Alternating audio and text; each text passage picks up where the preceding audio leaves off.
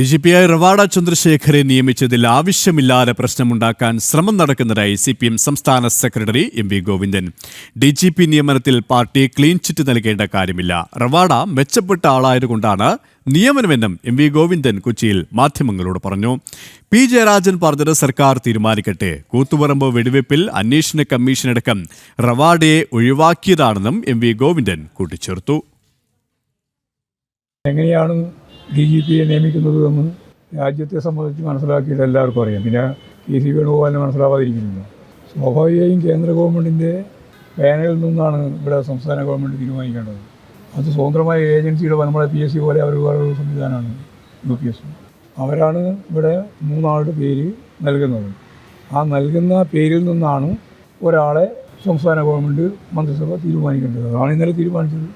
ആ ഭരണഘടനാപരമായ കാര്യമാണ് നിർവഹിച്ചിട്ടുള്ളത്.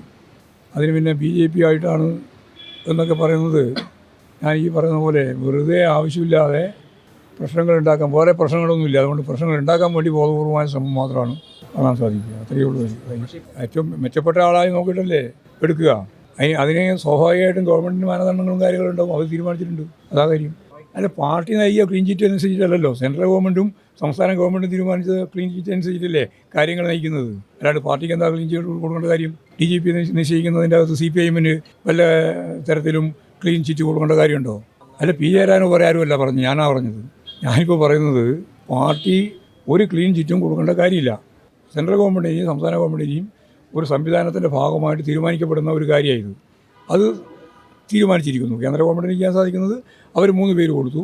സംസ്ഥാന ഗവൺമെൻറ് തീരുമാനിക്കുന്നത് അതിൽ നിന്ന് ഒരാളെ തീരുമാനിച്ചു. അത് മെച്ചപ്പെട്ട രീതിയിലുള്ള ഒരാൾ തന്നെയല്ലേ തീരുമാനിക്കുള്ളൂ. അതിനകത്ത് സംശയമുള്ളത്.